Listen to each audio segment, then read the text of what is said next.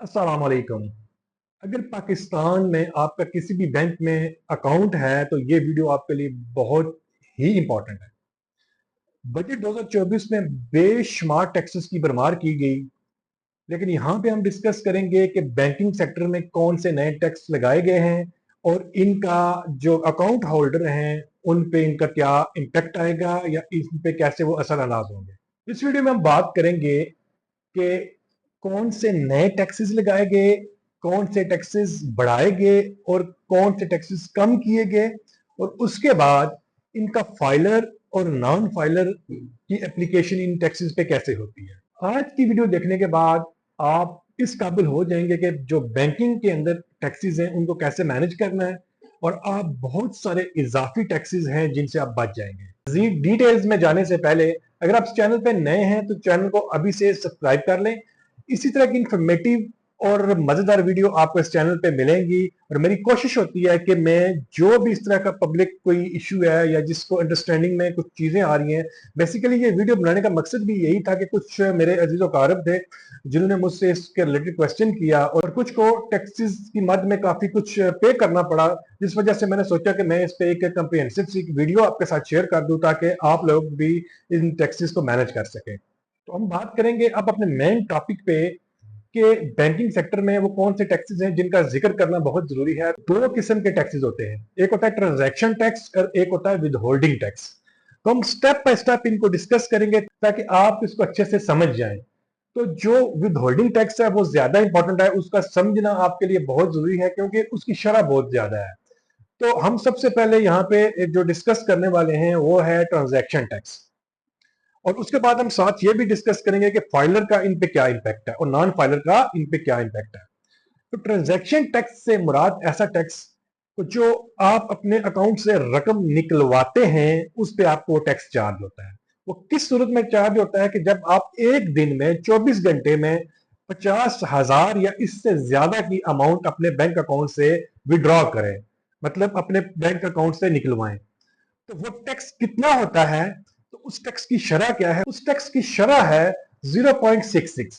It's mean कि अगर आप 1 लाख रुपया अपने बैंक अकाउंट से एक दिन में निकलवाते हैं तो आपको 660 रुपए टैक्स की मद में चार्ज होंगे। और ऐसा ही है कि अगर आप 10 लाख अपने अकाउंट से निकलवाते हैं तो ये आपको 6,600 रुपया टैक्स की मद में अदा करना होगा।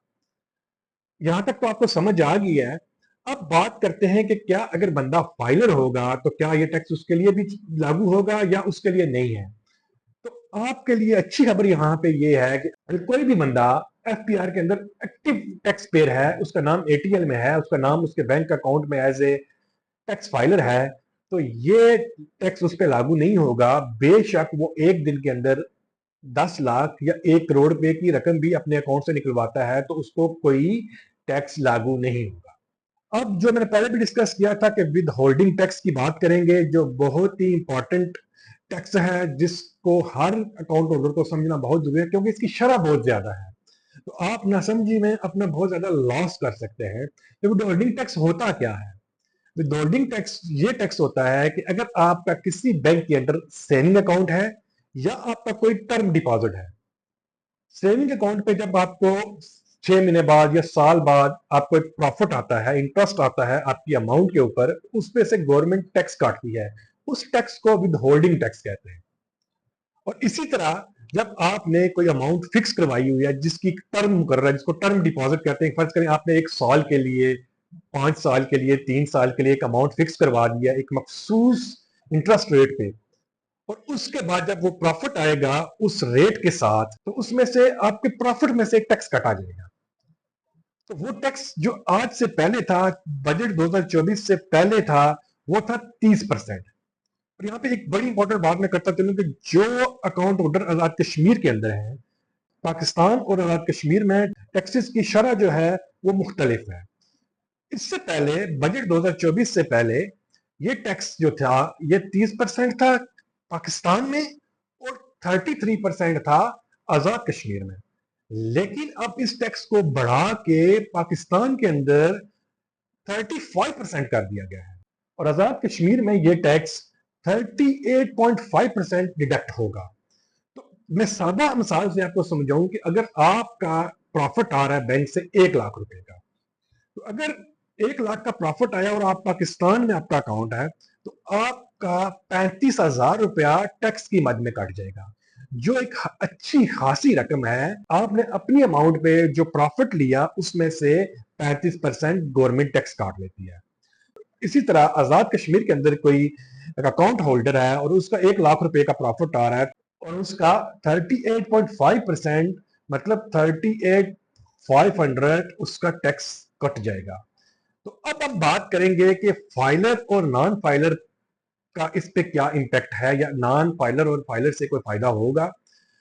जी हाँ, इसमें मुकम्मल तो आपको फाइलर से छूट नहीं मिलेगी, जैसे हमने पहले ट्रांजैक्शन टैक्स में फाइलर के लिए उस पर मुकम्मल छूट थी, लेकिन यहां पे अगर कोई बंदा एफबीआर के अंदर एक्टिव टैक्स पेयर होगा, फाइलर होगा और अकाउंट में भी वो फाइलर शो हो रहा होगा, तो उसको 16.5% टैक्स काटा जाएगा उसके प्रॉफिट से।